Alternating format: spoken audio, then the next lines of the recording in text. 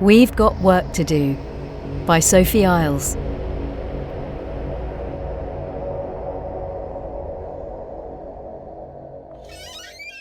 Hiya. Welcome to A Charitable Earth. You've met Mel then?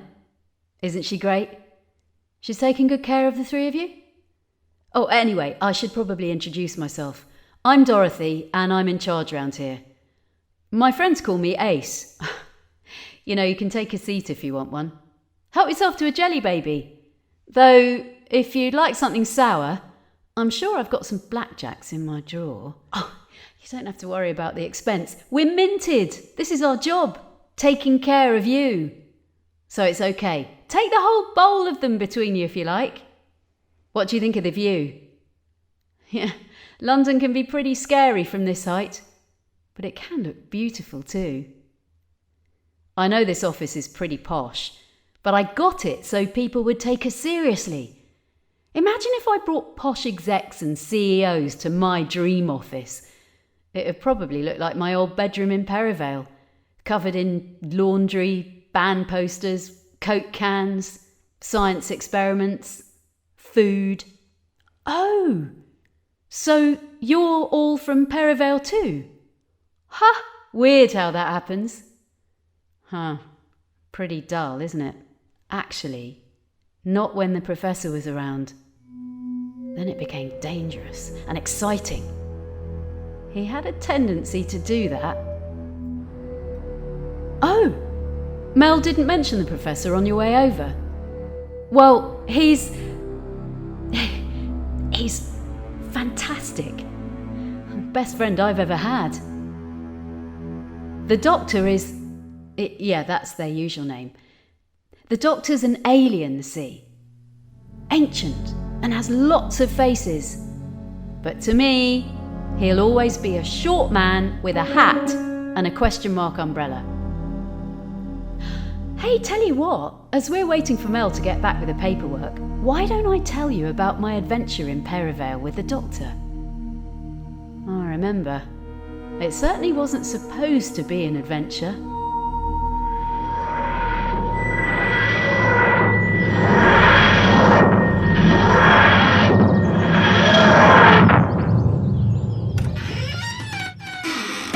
It was a Sunday. Just wanted to check in on my old gang because I'd been away a while. You see, the professor and I had been travelling. We fought monsters together and explored the universe. We'd stopped some terrible things happening. Didn't expect terrible things to be happening almost literally on my doorstep. You see, there was this other alien, like the Doctor, called the Master. Though I like to call him Beardy. Anyway, Beardy had got stuck on an alien planet, which was home to the cheetah people. Oh, they were like big alien leopards who rode horses. Yeah, seriously cool. The professor and I discovered these cheetah people had been hunting humans and transporting them to their planet. People like my gang. It was either for prey for the hunt, or because some of us could become like them, the cheetah people. That's what the Master was waiting for, you see. He was becoming like them, but he wanted to get back to Earth. Once the professor and I arrived and found my missing gang, he watched us, having to run and fight for our survival. He used one of my old friends, Midge, who was becoming a cheetah, to get back to Perivale. But I'd met Kara, the cheetah person who had hunted me originally. I had been able to injure her, but I don't know. She was different. Maybe I was different. I think she cared about me and I cared about her. Because of Kara and her influence, I was changing too, like Midge. If I wasn't careful, I would lose myself, become an animal. But the professor made sure I was all right, even if part of me liked how it felt. Midge sided with Beardy because he lost everything he was.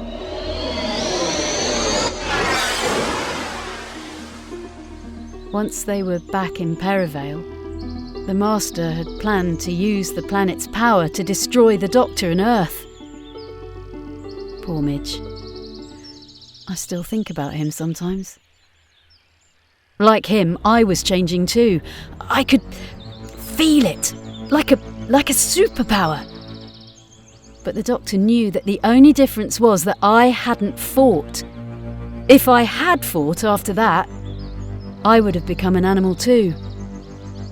So, as always, he took on the brunt of it himself. The final battle was on Horsenden Hill.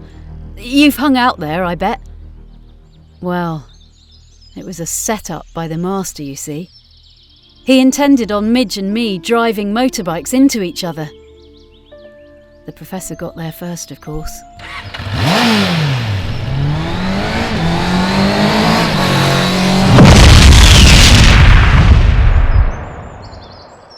For a terrible moment, I thought the Doctor was gone, in a massive explosion.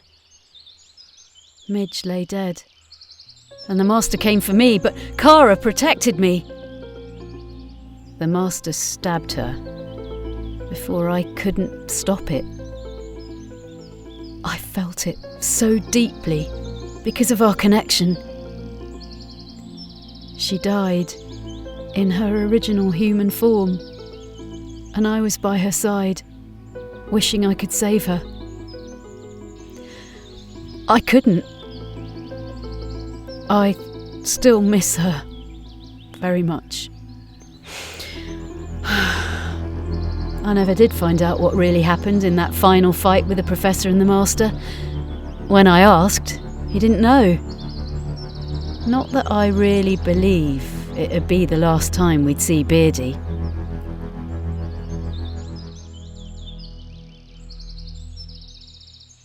Perivale had been a roller coaster, but I had been able to save Shrila and Derek, and we stopped the Master from destroying everything.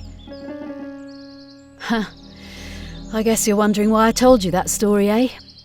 Well, I'll never forget what the Professor told me as we walked back home over Horsenden Hill. "We've got work to do," he said, in that accent of his.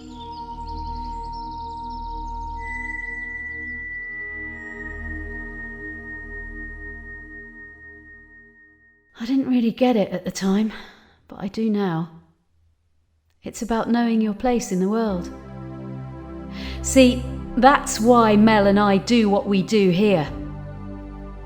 While you guys guzzle on my sweets, we're doing what we can to take care of you all, keep you safe. The Doctor can't always be here, and he can't fight every battle, but in the grand scheme of things, the Doctor can't be here all the time. But there's good people out there, and we do the best we can to help others.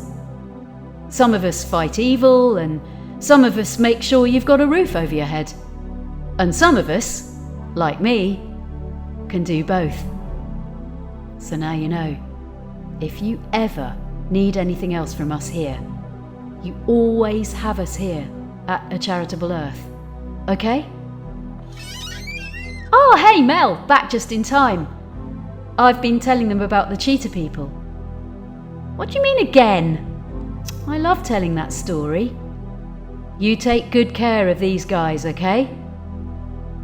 It was great to meet you. And don't forget, if you ever need us for anything at all, we've got your back. That's what we're here for.